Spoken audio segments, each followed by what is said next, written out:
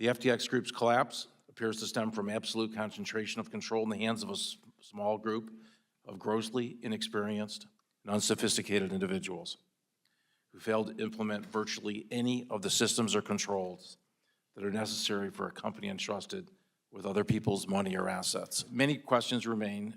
We know the following. First, customer assets at FTX.com were commingled with assets from the Alameda trading platform. That much is clear. Second, Alameda used client funds to engage in margin trading. Loans and other payments were made to insiders in excess of $1.5 billion. The loans that were given to Mr. Bankman-Fried, there's no description of what the purpose of the loan was. In one instance, he signed both as the issuer of the loan as well as the recipient of the loan. The operation of Alameda really depended, based on the way it was operated, for the use of customer funds. That's the major breakdown here. We're still, somewhat early in our investigation, but we can confirm that funds were deposited directly into Alameda as opposed to FTX. It's virtually, unlimited in terms of the lack of controls. No centralized records on banking, no daily reconciliations of crypto assets, silos where there's no insurance, inadequate insurance, no independent board.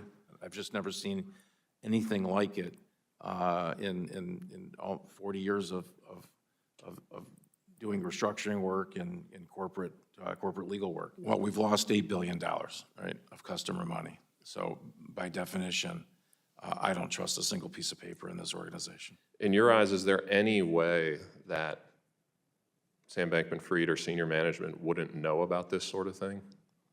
No.